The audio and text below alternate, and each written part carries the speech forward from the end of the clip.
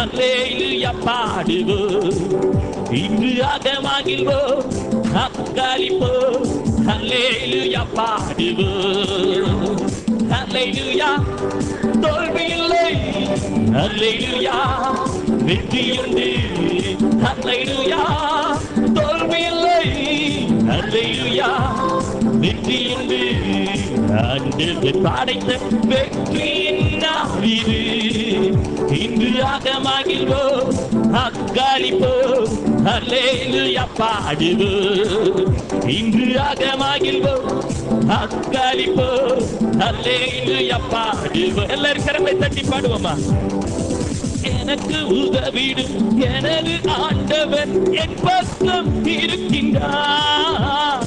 எனக்கு உதவிடும் எனது ஆண்டவர் இருக்கின்றார். உலக மனிதர்கள் எனக்கு எதிராக என்ன செய்ய முடியும்? உலக மனிதர்கள் எனக்கு எதிராக என்ன செய்ய முடியும்? தோல்வி இல்லை எனக்கு, வெற்றி பவனி செல்வே. தோல்வி இல்லை எனக்கு,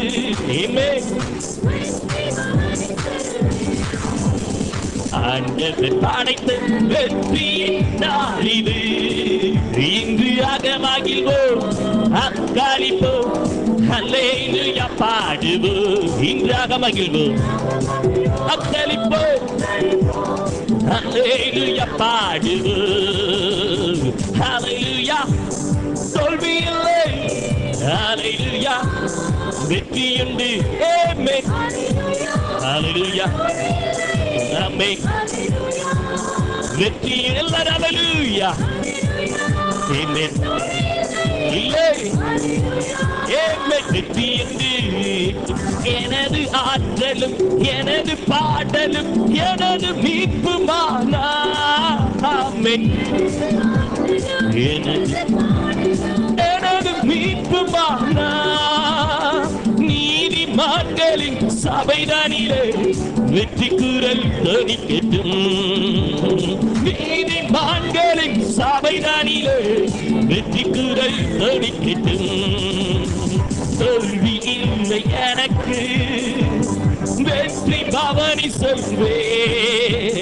தோல்வி இல்லை எனக்கு, வெற்றி பவனி செல்வே.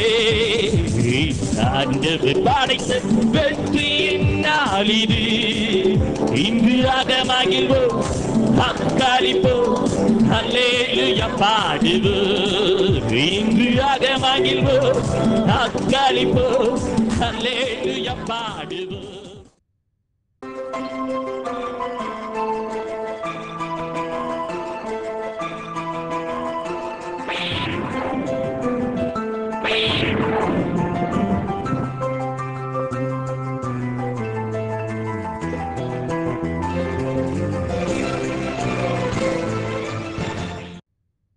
பஞ்சம் பூமி முழுவதையும் கெடுத்து போடும். இந்த பஞ்சத்திற்கு பின்பு சாவு உண்டாகும். உணவில்லாததினால் சாவு, பஞ்சத்தினாலும் சாவு, பட்டயத்தினாலும் சாவு, துஷ்ட மிருகங்களினாலும் சாவு, துஷ்ட மிருகங்களினாலும் சாவு, பல விதங்களில் சாவு மனிதர்களுக்கு உண்டாகும்.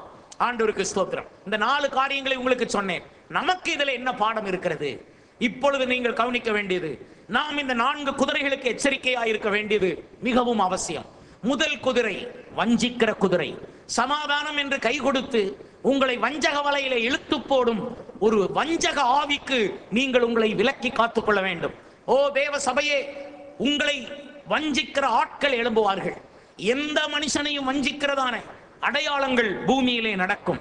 அருமையானவர்களே, சர்ப்பம் ஏதேன் தோட்டத்துக்குள்ளேயே நுழைந்து, அந்த ஏதேன் தோட்டத்துக்குள்ளேயே ஆதாம் ஏவாள் இவர்கள் 2 பேர் மட்டும்தான் இருந்தார்கள். அவர்களையே வஞ்சித்தது.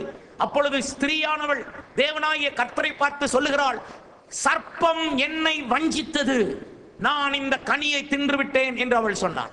சர்ப்பம் என்னை வஞ்சித்தது. அப்படி பாருங்கள், வஞ்சிக்கப்பட இடம் கூடாதிருங்கள். ஆண்டவருக்கு ஸ்தோத்திரம்.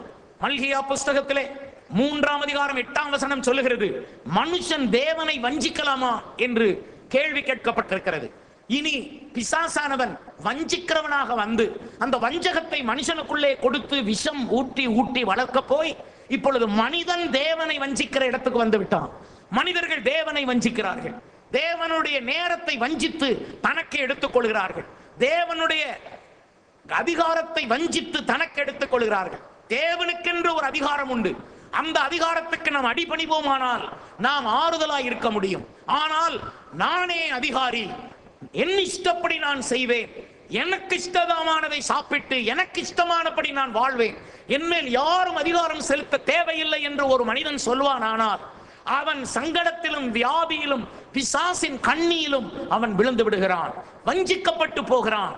இதனால் தான் தேவனுடைய சர்ப்ப அதிகாரத்திற்கு நாம் கீழ்ப்படிய வேண்டும். இதனால் தான் தேவனுடைய சிங்காசனத்துக்கு நாம் உட்பட வேண்டும். இதனால் தான் தேவனுடைய சிங்காசன நியாய தீர்ப்பை நாம் சம்மதித்து ஏற்றுக்கொள்ள வேண்டும். ஆண்டவர் நமக்கு ஒரு தண்டனை கொடுத்தாலும் கூட அதற்கு விரோதமாய் முறுமுறுக்க கூடாது. அந்த தண்டனையை சந்தோஷமாய் ஏற்றுக்கொண்டு, தேவனே, நான் பிசாசு என்னை அடிக்கிறதற்கு முன்பு நீர் என்னை அடித்தீரே, உம்முடைய கையை நான் முத்தமிடுகிறேன் என்று ஆண்டவருடைய அடிக்கும் கரத்தை முத்தமிடுகிறதான விசுவாசிகளாய் நாம் இருக்க வேண்டுமே தவிர அவருடைய அதிகாரத்தையும் அவருடைய ஆதீனத்தையும் தள்ளிவிட்டு இளைய குமாரன் வீட்டை விட்டு வெளியே புறப்பட்டு போய்விட்டானே அதுவோ போய்விடக் கூடாது. என் வழியில் குறுக்கிட வேண்டாம், என் வாழ்க்கையிலே நீர் குறுக்கிட வேண்டாம் தேவனே என்று சொல்லி அவரை அவமரியாதை செய்யக்கூடாது. வஞ்சிக்கிறவர்களுக்கு நீங்கள் இடம் கொடுக்க கூடாது. மனுஷன் தேவனை வஞ்சிக்கலாமா? இன்றைக்கு மனிதர்கள் தேவனுடைய நேரத்தை வஞ்சிக்கிறார்கள், தேவனுடைய பணத்தை வஞ்சிக்கிறார்கள், தேவனுடைய அதிகாரத்தை வஞ்சிக்கிறார்கள். தேவன் தாய் தந்தை என்று அவர் நமக்கு இருக்கிறார். அவர்தான் பரம பிதாவாகும், அவர்தான் தாயாகவும் இருக்கிறார்.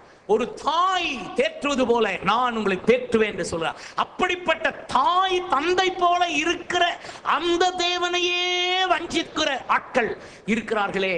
பெற்ற தாயையே வஞ்சிக்கிறவர்கள், பெற்ற தகப்பனையே வஞ்சிக்கிறவர்கள் இருக்கிறார்களே. பரம பிதாவையே வஞ்சித்து நமக்கு உணவூட்டி ஆறுதல் கொடுத்து நம்முடைய தேவைகளை தந்து அன்றன்றுள்ள அப்பத்தை நமக்கு தந்து ஆதரவளிக்கும் தேவனையே வஞ்சித்து அவருடைய நேரத்தை எடுத்து அவருடைய பணத்தை எடுத்து அவருக்கு செலுத்த வேண்டியதை செலுத்தாமல், அவருக்கு உண்மை இல்லாமல், அவருக்கு கொடுக்க வேண்டிய கனத்தையும் மகிமையையும் செலுத்தாமல், சங்கீதம் 96 சொல்லுகிறது, தேவனாகிய கர்த்தருக்கு உரிய மகிமையை அவருக்கு செலுத்தி காணிக்கைகளை கொண்டு வந்து அவரை பணிந்து கொள்ளுங்கள். அவருக்கு உரிய கர்த்தருக்கு உரிய மகிமையை செலுத்தாமல் களவு செய்து பாருங்கள், அவருக்கு தேவனை வஞ்சிக்கிற மனிதர்களாய் ஆகிவிடுகிறார்.